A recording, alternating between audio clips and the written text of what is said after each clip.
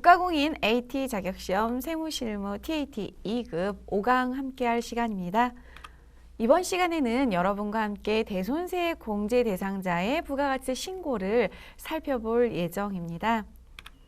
대손세 공제 대상자의 부가가치 신고에서 저희가 살펴볼 부분은 먼저 매출을 했는데 그 매출한 거에 대한 매출 채권이 회수가 되지 않아서 대손이 발생했습니다. 대손세액 공제해 주세요 라고 하는 처리 부분에 대한 내용들을 보실 텐데요. 그렇다면 대손세액 공제 요건이 어떤 게 있을까 그거를 먼저 검토를 해보셔야 되겠어요. 그래서 저희가 대손세액 요건을 갖추고 나면 부가가치세법상 대손세액 공제 신고서를 작성을 해서 그 매출 채권에 대해서 회수되지 못한 거에 대한 회계 처리까지 이어지게 되는 부분들 만나보실 거고요. 실제로 그 프로세스가 어떻게 진행되는지 보실 거고, 마지막에 부가가치세 신고서에 대손세액 공제 부분이 반영되는 란이 어떻게 반영이 되는지 살펴보실 것입니다.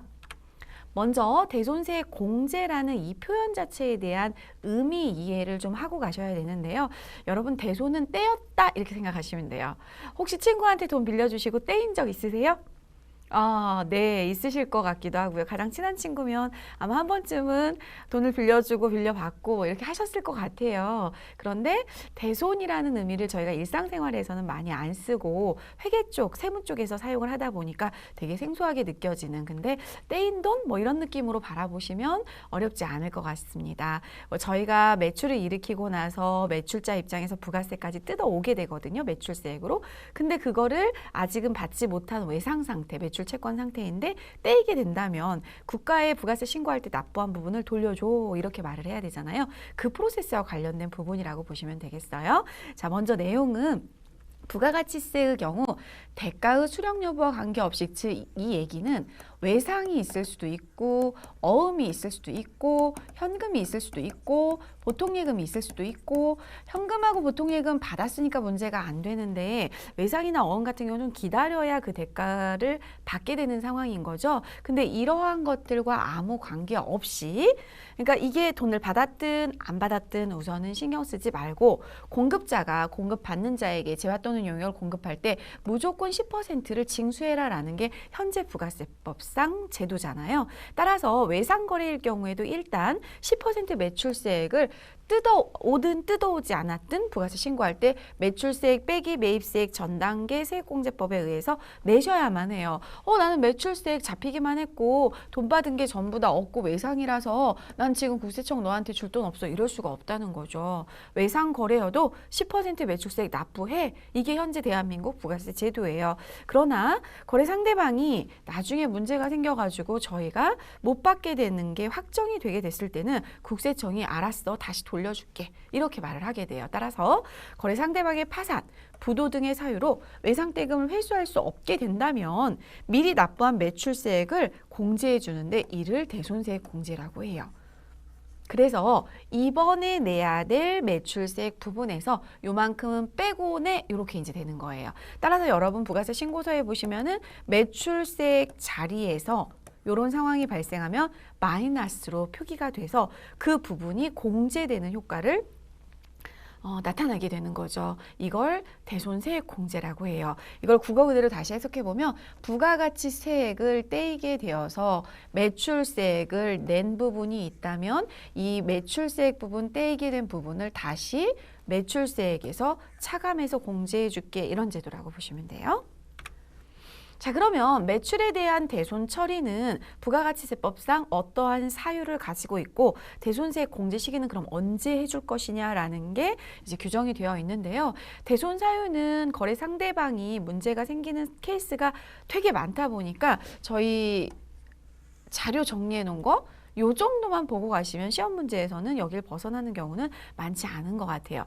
채무자가 파산, 강제집행, 형해집행 또는 사업의 폐지를 하게 됐다. 채무자가 사망, 실종, 행방불명되게 됐다.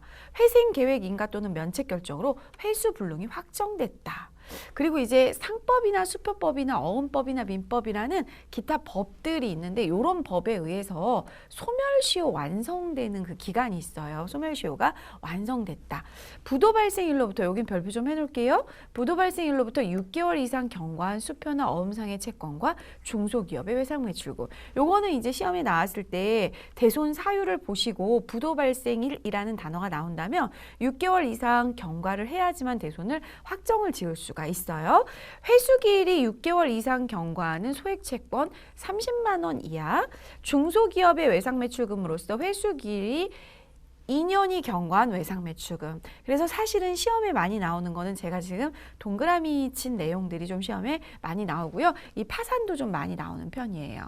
이런 용어 정도 기억하고 계시면 되고, TAT 2급 기출문제를 보시면 대손세 공제 신고서 작성해라 이렇게 나온다면 사유를 이걸로 줄 수밖에 없어요. 하지만 부도 발생일로부터 6개월 경과했는지 안 했는지는 수험생들이 잘 판단하게 문제를 내는 편이라서 6개월 경과 안 했다 그러면 대손 확정 지으시면 안 되는 거고, 경과했다 그러면 대손 확정 지어서 대손세 공제에 반영하시면 되는 거예요. 자, 그리고 부가가치세 신고는 저희가 법인이기 때문에 1기 예정, 1기 확정, 2기 예정, 2기 확정 이렇게 진행을 하잖아요. 대손세 공제는요, 예정 확정 때 다 해주는 건 아니고요. 확정 신고 때만 해줘요. 확정 신고 시에 매출세 내야 될 부분들에서 요게 만약에 돌려받을 게 있다면 마이너스로 차감 공제해 이렇게 되는 거죠. 그래서 확정 신고 때밖에 안 되는구나 라는 거 꼭 알고 계셨으면 좋겠습니다. 자, 이제 대손 확정일은 앞서 보셨던 사유에 따라서 조금씩 다 다른데요. 만약에 파산에 의한 대손 확정이 됐다 그러면 채권 배분 계산서 통지받은 날인데요. 실제로 여러분 이 대손 확정일을 여러분이 외우지 못해서 이해하지 못해서 시험을 못 보는 케이스는 제가 볼 때 많지 않은 것 같아요. 앞서 보셨던 1번 동그라미 정도의 사유들을 기억하고 계신다면 대손 확정일 때문에 여러분이 함정에 빠지는 일은 별로 없어 보입니다. 민사소송법에 의해서 강제 집행이 되게 되면 채권 배분 계산서에 통지를 받은 날 어때요? 똑같죠. 사망 실종 선고는 사망일이나 실종 선고일. 회사 정리법에 의해서 회사 정리 계획 인가가 결정이 되면 회사 정리 인가 결정일. 상법상 소멸시효가 완성되는 경우는 소멸시효 만료일. 자, 요거 별표 또 하겠습니다. 수표 및 어음의 부도의 경우는 부도 발생일로부터 6개월이 경과하는 때. 따라서 더 좋은 스마트 프로그램에서는요, 이 부도 발생일로부터 6개월을 본인이 계산할 수 있도록 프로그램에 의지해서 갈 수 있도록 칸을 만들어 놨어요. 그 칸에 의지해서 자료를 입력해 놓으시면 6개월이 경과되는 때가 언제인지 보실 수가 있을 거예요. 자, 이제 공제 요건을 보도록 하겠습니다. 대손세액 공제를 받고자 하는 사업자는 부가가치세 확정 신고서에, 자, 앞서 뭐만 된다 그랬죠? 확정 신고 때만 된다 그랬죠? 대손세액 공제 신고서와 대손 사실, 변제 사실을 증명하는 서류를 첨부해서 제출하시면 되겠습니다. 매출 세금계산서 또는 매출장 4번, 파산 강제 집행 시 채권 배분 계산서, 실정 선고 가정 법원 판결문 4번. 실제로 제가 실무를 보면서 대손 처리할 때 많이 봤던 게, 제가 이제 업무 보는 쪽에서는 가정 법원 판결문 4번이 좀 있었어요. 회사 정리 계획의 인가 결정, 법인이 인가한 회사 정리 인가안. 부도 어음과 수표의 경우도 간혹 있어요. 요즘 같은 경우에 누가 부도 어음을 쓰나요? 이렇게 말씀하실지 모르겠지만 사실은 아직도 있거든요. 2개월 만기어음, 3개월 만기어음 이런 게 있는데, 거래 상대방이 부도가 나게 되면 이 부도 어음과 수표 관련된 사본을 제출하시면 되겠어요. 실제로 여러분께서 저하고 보셨던 1, 2, 3, 4 동그라미 중에서 기억해야 될 부분은 앞부분에 있는 1번 동그라미 내용이라고 보시면 되겠습니다. 자, 그러면 대손세액 공제 실무 프로세스는 어떻게 진행을 하냐. 여러분 다른 사항들은 전표에서 무언가를 입력을 하고 나면 부속 서류에 반영이 됐었잖아요. 근데 얘는 부속 서류가 1등이에요. 부속 서류 얘를 먼저 작성을 해줘. 그러면 여기에 있는 금액에 의해서 누가 작성이 되냐면 부가가치세 신고서의 8번 란에 반영이 돼요. 따라서 관련 문제를 보시고 앞서 보셨던 대손 확정 사유에 해당이 된다면 대손세액 공제 신청서에 들어가셔서 이 내용을 작성하시면 돼요. 대손세액 공제 신고서에 들어가셔서 이걸 작성을 하시고 나면 부가세 신고서에 반영되는 게 보이는 거고, 저희는 별도로 회계 처리를 스스로 챙겨주셔야 돼요. 왜냐하면 저희 회계 장부에서는 받을 돈이라고 채권으로 기록이 되어 있을 거 아니에요. 그럼 대변으로 그 채권에 대해서 이제 더 이상 받지 못하게 되니까 자산을 감소시켜야 되고요. 매출세액 돌려줘라고 국세청에 대손세 공제를 요청하는 상황이니까 매출세액에서 만약에 여러분 저희가 대손이 확정돼서 매출세액에서 차감해야 되는 상황이 발생을 하면 매출세액 부가가치세 신고서 상단부에 내야 될 매출세액에서 8번 란에 마이너스로 부가가치세가 반영이 되게 돼요. 따라서 그 공제받는 부가가치세는 매출세액에서 차감해라는 게 현재 세법 입장이에요. 매출세액은 대변에 최초에 분계가 되죠. 그래서 대변의 부가세 예수금을 차변으로 분계를 하시면 매출세액에서 차감하는 게 되는 거예요. 자, 그러면 여러분 저희가 만약에 110원만큼 매출을 했다고 볼게요. 그러면 이 10원은 앞서 우리가 부가세 신고할 때 이미 부가세 정리분계를 하면서 납부를 하셨을 거 아니에요. 그런데 지금 내야 될 이번 기수에 내야 될 확정 때 내야 될 금액에서 이 10원을 차감한다면 결과적으로는 돌려받는 꼴이 되겠죠. 하지만 거래처가 문제가 생겨서 대손이 확정돼서 못 받게 돈 100원에 대해서는 저희가 손해보고 마는 거죠. 그런데 이제 발생주의 회계를 하다 보면 이런 걸 대비하기 위해서 12월 31일 결산 때 대손 충당금이라는 걸 설정을 하게 되죠. 요 설정한 금액들이 2월 돼서 넘어왔을 거예요. 따라서 합계잔액 시산표에 가셔가지고 약으로 쓸게요. 조회를 해보는 거예요. 어느 날짜로? 확정일 날짜로. 대손 확정일 날짜로 조회를 해서 이렇게 결산 시 반영이 나온 충당금이 아직도 남아있다면 그거 끌어다 쓰고요. 만약에 끌어다 쓰고도 부족하다 그러면은 바로 판매비와 관리인 대손상각비 처리하셔야 돼요. 만약에 대손 충당금 항아리에 우리는 100만큼 못 받게 됐는데 60만큼이 있다 그러면 대손 충당금은 60을 가져가게 되는 거고 대손상각비는 40을 가져가게 되는 거죠. 여기까지가 대손세 공제 신고서 프로세스인데요. 여러분은 앞서 이런 내용을 좀 보셨을 거예요. 매출한 내용에 대해서는 못 받게 된 거를 공제를 받게 되는데 만약에 어떤 의문이 드냐면 그쪽 거래처가 기사회생해서 다시 살아났어요. 그래서 미안해 내가 지난번에 못 준 거 외상값 다시 줄게라고 했어요. 그러면 110원 이렇게 돌아오겠죠. 이제 그럴 일이 있거든요. 그럼 이제 발생하고 끝나는 게 아니고 다시 기사회생해서 돈을 회수하게 됐다면 다시 국세청은 뭐라 그러겠어요? 야, 너 지난번에 매출세액 차감한 거 다시 토해내 이럴 거 아니에요? 그럼 다시 저희는 매출세액으로 10만큼을 잡아요. 그리고 충당금 항아리에다가 100만큼을 다시 넣어놓게 되는 거죠. 이러한 프로세스로 회계 처리가 되는데요. 실제로 저희 시험의 빈도수가 높은 건 아직까지는 대손 발생 시에 대한 시험이 이제 출제가 계속되고 있었다고 보시고요. 조금 더 이제 시간이 흘러서 저희가 좀 더 심도 있게 문제가 나오게 된다면 대손금 회수 문제들도 향후에는 나올 가능성이 있죠. 그래서 회계 처리 꼭 이해하시고 가셔야 되겠습니다. 실제로는 대손세 공제 신고서 작성하면 바로 부가세 신고서 여셔도 돼요.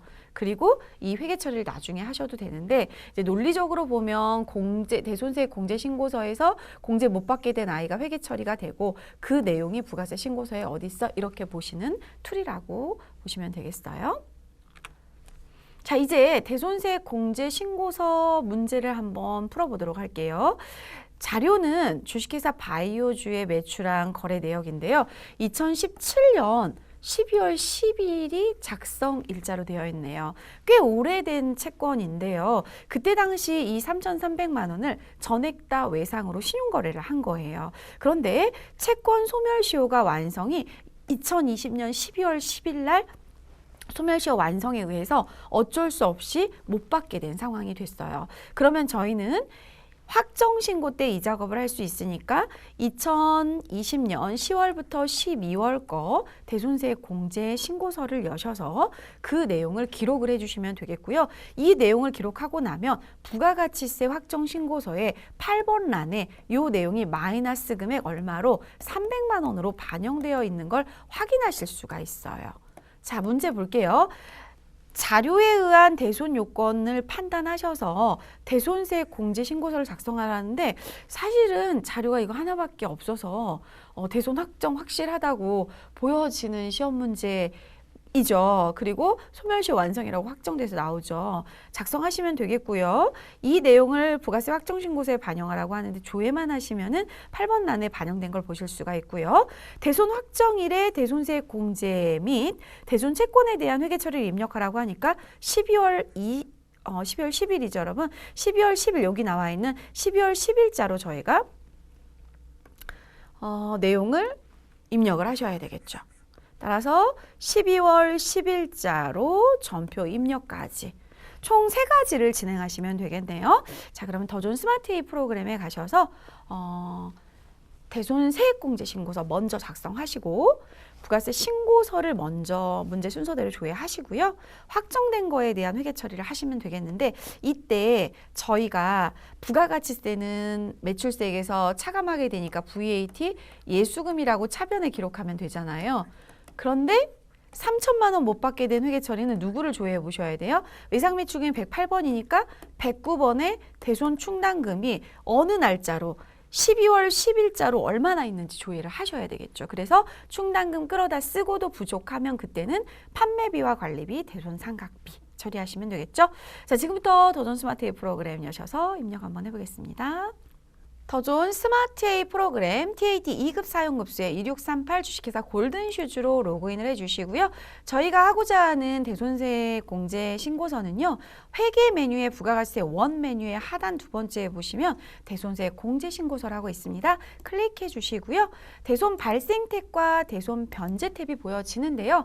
대손 발생 탭은 매출자 입장에서 대손이 발생되거나 아니면 매출자 입장에서 대손금이 다시 회수되거나 이런 케이스에 쓰는 탭이고요. 대손 변제 탭은 매입자 입장이라고 기억을 하시면 돼요. 매입자가 대손을 변제하게 됐을 때. 자, 저희 문제는 대손 발생 탭에서 작업을 하시면 되고요. 저희가 2017년 12월 10일에 주식회사 바이오슈즈에 매출을 했던 외상대금 3,300만 원을 못 받게 됐죠. 따라서 저희 2기 확정 때 이걸 반영해라라고 했기 때문에 10월부터 12월까지 열어주시고요. 사유는 쭉 나오는데 골라잡기 하시면 돼요. 뭐 때문에 대손이 발생했어? 얘는 뭐라 그랬죠, 여러분? 소멸시효 완성. 자, 소멸시효 완성이라는 부분을 내용을 쭉 보니까 골라잡기 하려고 보니까 소멸시효 완성이라는 글씨가 안 보여요. 그럴 때는 어떻게 해요? 비슷한 거 찾으시면 되겠죠? 6번에 보시면 여러분 뭐 나와 있어요? 채권 시효 소멸 이렇게 나오죠? 만약에 이렇게 찾다가 내용이 정확한 게 없다 그러면 기타 입력해가지고 직접 입력하시면 되겠고요. 대손 기준일은 소멸시효 완성일이 2020년 12월 10일이고요. 이 날짜에 2020년 12월 10일에 대손이 확정되는 거고요. 대손 금액에다가는 부가가치세 포함한 3,300만 원을 입력하시면 본인이 알아서 부가세 부분만 대손세액에 넣어주는 프로세스입니다. 여기에 3천만 원을 입력하시면 안 돼요. 못 받은 금액은 부가세까지 포함한 3,300만 원이고요. 그중에 세액이 300만 원이라고 프로그램에서 자동으로 산출이 되고요. 거래처는 F2키 누르셔서 바이오 슈즈 선택해 주시면 되겠습니다. 자, 엔터 하시면 요게 끝. 간단하죠? 이렇게 해서 대손세액 공제 신고서를 작성을 하셨잖아요. 여러분 저희 플러스로 입력했어요? 마이너스로 입력했어요? 플러스로 입력하셨죠. 이 플러스로 입력했다는 거는 이 탭하고 같이 가면 돼요. 대손이 발생했니? 발생했어. 플러스. 근데 대손 발생 탭에 또 하나 할 수 있는 게 뭐냐면 만약에 세월이 흘러서 그쪽 거래처가 다시 기사회상에서 야, 너 이거 3,300만 원 다시 가져가. 만약에 여러 가지 사유들 중에서 그런 게 있었다라고 한다면 대손금을 다시 회수하시게 된 거잖아요. 그럼 여기를 마이너스로 입력하시면 돼요. 제가 요거 보여드리고 샘플로 다시 보여드릴게요. 그래서 항상 얘하고 같이 가면 돼요. 대손 발생했니? 이태봐? 발생했어. 플러스. 대손 발생했니? 이태봐? 아니다. 대손금 회수했다. 마이너스. 이렇게 같은 동일한 개념으로 가면 플러스, 반대 개념으로 가면 마이너스. 이렇게 생각하시면 돼요. 자, 두 번째는 이 부분에 부가세 신고서 반영된 부분을 확인하라고 합니다. 부가세 신고서에 들어가셔서 10월부터 12월로 여신 다음에 대손세 공제 신고서 금액이 잘 들어오는지 보는데 여기서 잠깐요. 저희가 한 번쯤 10월에서 12월 거 부가가치세 신고서를 불러와서 저장을 했다면 이런 메시지가 나와요. 그러면 저장된 내용이 있습니다. 불러오시겠습니까? 아니요. 그럼 어떻게 한다는 거예요? 다시 업데이트해서 가져와, 다시 갱신해서 가져와 이렇게 알아들어요. 그러면 여러분이 추가로 입력한 대손세 공제 신고서가 오게 하려면 아니오를 눌러야 되는 거죠. 어때요, 여러분? 여기 있죠? 박수. 대손세 가감란 8번 난에 마이너스로 들어왔어야 돼요. 저는 안 들어오는데요 라고 지금 손 드시는 분들이 있으실 텐데요. 여기서 만약에 마지막 줄까지 이렇게 엔터를 안 치시면 얘는 이걸 저장을 못할 수도 있어요. 또는 커서가 깜빡깜빡이고 있는 상태에서 나 다 했어요 하고 기다리시고 계시면 얘가 엔터를 안 쳤기 때문에 저장을 안 했을 수 있어요. 정 불안하면 닫으시면 돼요. 그러고 나서 새로 불러오기를 누르시면 다시 메인 매출 전표 입력과 관련 서식에서 모두 새로 불러오기를 한단 말이에요. 그럼 300만 원 확인하시면 되는 거예요. 자, 이러면 저희가 2,700만 원 매출세액이 있었는데 지난번에 냈던 세금 중에 대손 확정된 거 300 빼고 매출세액 내라. 그러면 2,400으로 줄어들게 되는 거죠. 그래서 지난번에 매출세액 낸 거 다시 돌려줄게 이 얘기예요. 국세청아 나 지난번에 이거 냈는데 이쪽이 소멸시효 완성으로 못 받게 됐다 돌려줘 이렇게 되는 거죠. 자, 이제 하나만 더 제가 연결해 볼게요. 만약에요. 저희 기출문제는 요거 위주로 많이 나오기는 하지만 사실은 시간이 흘러 이런 업체들이 있었는데 제가 이제 기술을 좀 바꿔서 보여드릴게요. 만약에 4월부터 6월 달에 기타 입력으로 갈게요. 만약에 상대방 거래처가 대손금을 다시 회사 회생으로 대손금을 회수하게 됐다. 이렇게 한번 얘기를 해볼게요. 그래서 2020년도 5월 30일에 회수를 하게 됐다. 그럼 이제 이게 대손 기준일이 되는 거잖아요. 여기서 이제 문제에 나올 때 잘 보셔야 되는데 원래는 얘가 대손이 언제였었는데 회수가 언제 됐어? 이렇게 쓰셔도 되고요. 대손 기준일 자체를 만약에 2019년 12월 20일에 대손이 확정됐는데 지금 회수했어. 이렇게 하셔도 되고 요건 이제 답안 사출하는 거에 따라서 좀 달라지라고 보게 되고 의미 해석은 여러분이 그 문제를 보시면 대손 기준일이나 그다음에 기사회생에서 다시 받게 된 날이나 이런 것들이 나올 거예요. 그러면 이제 보여드리고 싶은 건 뭐냐면은요. 요거예요. 만약에 저희가 2019년 12월 20일 날 대손이 확정이 됐고 그리고 2019년 12월 20일 날 대손 확정된 거를 다시 회수하게 됐다. 그러면 여기는 대손 기준일, 대손 확정일이 돼서 이렇게 제가 기록을 했는데 혹시 문제에서 코멘트가 있으면 그거 따라가시고 대손 금액은 마이너스 만약에 220만 원이에요. 제가 기록을 해볼게요. 이렇게. 그러면 그때 당시 220만 원을 못 받게 됐었는데 지금 다시 회수하게 됐어. 그럼 이렇게 해석하셔야 되겠죠.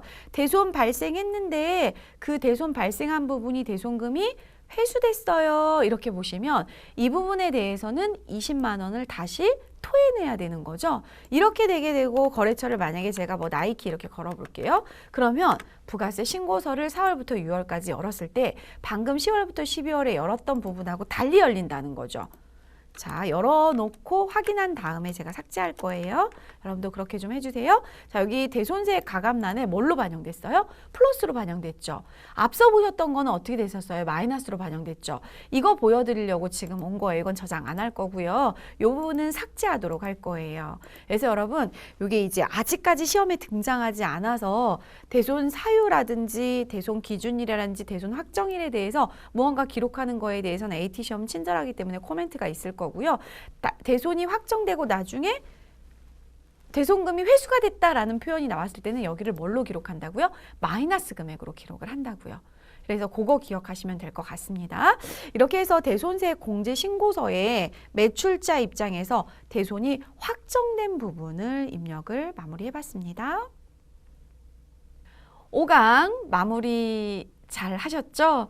여러분 대손세 공제는요. 사실은 매출자 입장에서 나올 수 있는 시험 문제고 매입자 입장에서 나올 수 있는 시험 문제인데 저희 과거 단연간 기출문제를 분석을 해보면 거의 대부분 매출자 입장에서 매출에 대해서 못 받게 됐을 때 시험 문제로 거의 등장을 하고 있는 걸 볼 수가 있어요.